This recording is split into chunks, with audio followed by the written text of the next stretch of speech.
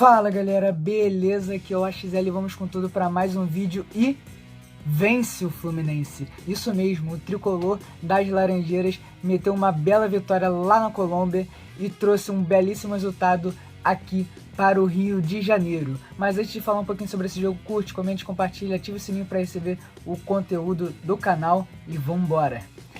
Vence o Fluminense, mas quem começou vencendo foi o Milionários. Aos 7 minutos de jogo, uma quebrada de bola do Monteiro, a linha de 4 defensiva do Fluminense foi lenta na recomposição. A bola foi com Daniel Ruiz, que tinha opção aqui na esquerda, com o Eraso. O Eraso escorregou e mesmo assim ele conseguiu achar um bom passe pro Eduardo Souza, talvez o nome da partida. E ele foi lá e meteu no ângulo do Fábio, sem chance nenhuma pro goleiro tricolor. Esse desligamento tem sido recorrente no time do Fluminense nos inícios das partidas, mas eu vou chamar a atenção disso mais à frente. E além dessa recomposição lenta, parecia que os 4 da defesa estavam meio perdidos, estavam meio confusos no posicionamento, porque o time vem jogando com 3 zagueiros quase o Campeonato Carioca inteiro, se eu não me engano só um jogo que não foi assim, e hoje estava jogando com uma linha de 4, isso pareceu confundi-los, porque o Fluminense estava defendendo um 4-1-4-1 e tem jogado um 3-4-3. É uma coisa para se analisar. Como é que esse time tem se comportado nos treinamentos quando não é com 3 zagueiros? Pois isso aí podia ter custado caro ao Fluminense. Porque só não custou tão caro, principalmente porque aos 18 minutos, Eduardo Souza, meu amigo, é expulso e muda totalmente a conjuntura da partida. Uns minutos antes tinha brigado com o Felipe Melo e ele tinha tomado cartão, assim como o volante tricolor. E agora é expulso por uma cotovelada assim, sem sentido nenhum. Um cara completamente destemperado, fora da casinha, foi lá e deu uma cotovelada sem noção no William e foi expulso. O árbitro, por sinal, muito bem na partida, acertando muito nos lances capitais. Já os bandeirinhas, completo desastre. Mas não comprometeram. E lembrando que não tem VAR na pré-Libertadores. E na fase de grupos também não tem, só a partir das oitavas, o que é um grande absurdo, ainda mais se tratando de Conmebol, né? E eu até destaquei aqui porque eu falava com meus amigos durante esse momento de briga entre Felipe Melo e Eduardo Souza, que os comentaristas estavam falando: o Felipe Melo causa esse fuzuê, essa briga, isso tira o time do Fluminense da concentração da partida.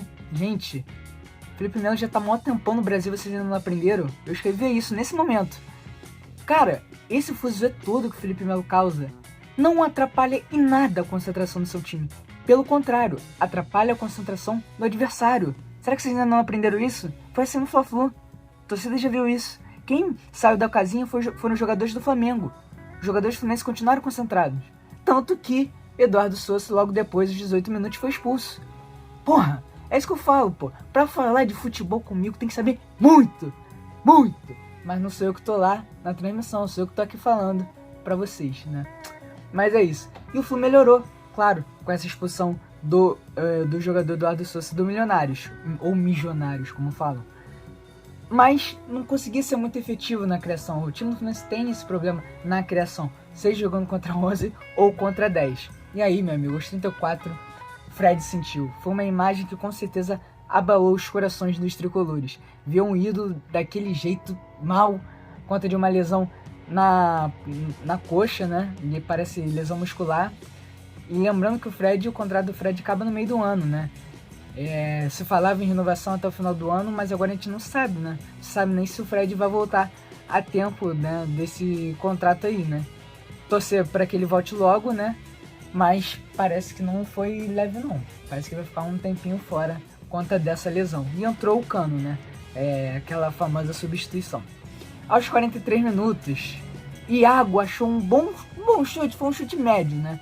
E o goleiro Monteiro, meu amigo, falhou, mas falhou muito feio, muito. E não conseguiu encaixar, soltou a bola no pé do Luiz Henrique. O Luiz Henrique meio que bateu, meio que tocou, meio que chutou pro meio da área, a bola passou pelo Cano. E quem tava lá? Era o William? Era o Fred que já tinha saído? Não, era o David Braz, o zagueiro tricolor, foi lá e empurrou pro fundo do gol, empatando o jogo, levando esse empate pro intervalo.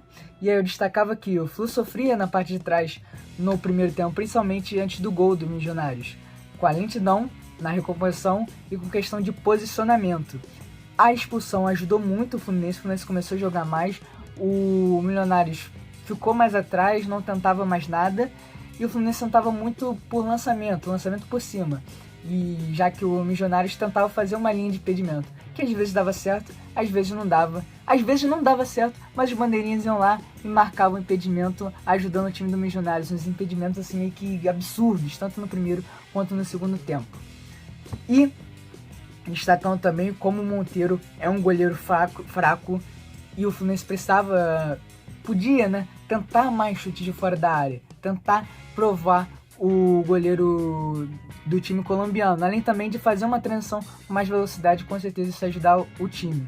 E o Abel mudou o time, botou o John Arias no lugar do William. O William não fez um primeiro tempo bom, apesar de eu gostar do William, e acho ainda que o John Arias tem que sair do banco, eu acho que ele não tem que começar com o titular, acho que ele é um 12º jogador muito importante para entrar no segundo tempo, e o William tem uma função tática muito importante, por isso que eu não tiraria ele do time. E o Flu assustou, com o Luiz Henrique batendo ali pela direita e o Monteiro até que fez uma boa defesa. Em seguida, o Cris Silva bateu pro gol, a bola saiu do outro lado. Mas aos 2 minutos, mudou tudo. O Fluminense parecia que tinha entrado com tudo, mas aos 2 minutos, o Fluminense desligado. Como eu falei lá no início, o Fluminense entrou desligado no segundo tempo. Assim como entrou no primeiro tempo, assim como entrou nos clássicos contra Flamengo e Botafogo. O Abel tem que chamar a atenção disso. Isso não pode acontecer, isso podia ter custado a classificação do Fluminense já nesse primeiro jogo. Iago fez um pênalti bobíssimo, bobo, e foi pra bola o jogador do time do Milionários. Mas no gol do Fluminense tem simplesmente o maior pegador de pênalti da atualidade no Brasil, na história recente do Brasil, Fábio. E aí o torcedor do Cruzeiro deve estar se lamentando mais ainda essa saída do Fábio. Que erro da gestão Ronaldo, que erro da gestão SAF do Cruzeiro. E que acerto da diretoria tricolor, encabeçada pelo Mário Bittencourt e pelo Paulo Angione. Que acerto. É questão de mercado, eles falaram que foi questão de mercado. E acertou, tá aí. Pegou um pênalti que poderia custar muito caro ao time do Fluminense. Lembrando que o Marcos Felipe, que é o goleiro reserva, que perdeu a titularidade justamente no jogo de hoje, é um ótimo goleiro, mas tem uma séria deficiência em relação a pênaltis. Ele sofreu vários gols de pênaltis ano passado, só pegou um só lá no Carioca. O resto teve, 15 pênaltis, ele não pegou nenhum. Né? O Fluminense foi o time que mais fez pênalti no ano passado e ele não pegou nenhum. Então isso era um erro gravíssimo dele. E foi lá, o Fábio pegou e garantiu a titularidade. Aos 19, Ganso e Pineda entram. Saem Felipe Melo e Cris Silva. Os dois estavam, parecendo que estavam cansados, né? Saíram por cansaço. O ILH, o Luiz Henrique, saiu da direita e veio para a esquerda. Acho que principalmente por conta das descidas do Daniel Ruiz, que é um ótimo jogador. Esse é um cara que não vai sair da Colômbia e pro Brasil, vai para a Europa. Ele vai provavelmente sair da Colômbia para a Europa, direto. Porque é um ótimo jogador, um craque de bola, cracaço de bola. Ele que deu assistência pro gol, foi ele que sofreu o pênalti e fez uma belíssima partida. E aí, meu amigo, a altitude estava pesando muito pro time do Fluminense. Parecia que estava até pesando, né, como eu falava na transmissão da SPN, parecia que estava pesando pro Milionários também, né, mas é óbvio que não, é óbvio que era brincadeira, né. Mas os dois times estavam muito cansados, só que o Abel estava mexendo, e o Gameiro, né, técnico do Milionários, não mexia, foi fazer 3 mudanças lá nos acréscimos, e o Abel mexeu, fez muito bem, e o time começou a ganhar um gás. Aos 29, só que aí, aos 29, o Ganso errou um passe que gerou um contra-ataque ótimo pro Milionários, que só foi perdido lá na área quando o David Braz chegou muito bem para cima do próprio Daniel Ruiz e tirou a bola dali, tirou o perigo dali. Iago sai e entra Martinelli. Porque eu tava falando aqui, o Iago, ele é importantíssimo nessa transição da defesa para o ataque. E o Fluminense estava sofrendo por não estar conseguindo essa transição, principalmente por conta desse cansaço do Iago. Logo depois, o Iago saiu e entrou o Martinelli, que mudou completamente. Tanto que, logo em seguida, saiu o gol do Martinelli. Martinelli deu um passe digno de Ganso, e achou o Luiz Henrique. E o Luiz Henrique só tocou pro meio, pro Cano, e ele não erra. Esse tipo de gol, ainda mais sem goleiro, ele não erra. foi lá e virou o jogo para o tricolor.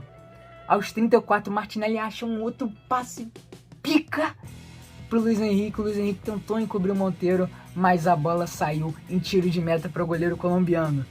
Cano ainda perdeu um gol nos acréscimos, tentando encobrir o goleiro.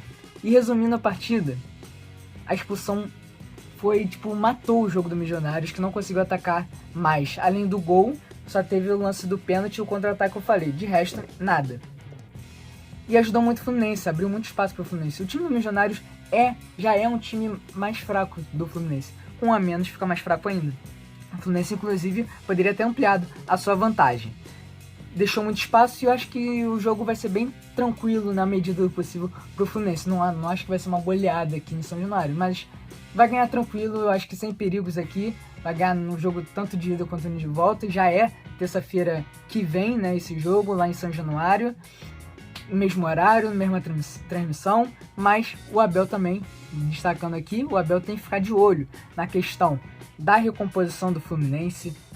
Se vai jogar com 3 zagueiros, se vai jogar com 4, se for jogar com 4, tem que ficar atento à questão de posicionamento, tem que treinar mais isso, usar o Carioca para isso, agora que já tá no final, fica meio tarde, né? Veio jogando quase sempre com 3 zagueiros, de repente vai pro jogo com 4 zagueiros, eu achei meio errado isso. Só que no final deu certo, né? Por conta da vitória, mas podia ter dado errado, né? E dá um esporro no time em relação a estar ligado no início do jogo. Isso pode custar muito caro ao Fluminense na temporada. Ficar ligado, principalmente nesses jogos mais importantes de Libertadores e Clássico, no início do jogo, tanto no início do primeiro tempo quanto no início do segundo, pois isso é muito perigoso. Mas é isso, galera, espero que vocês tenham gostado do vídeo, curte, comente, dê a sua opinião sobre a partida, se o Fluminense foi bem, se mereceu a vitória, se o Fluminense se classifica no jogo de volta. E é isso, galera, valeu!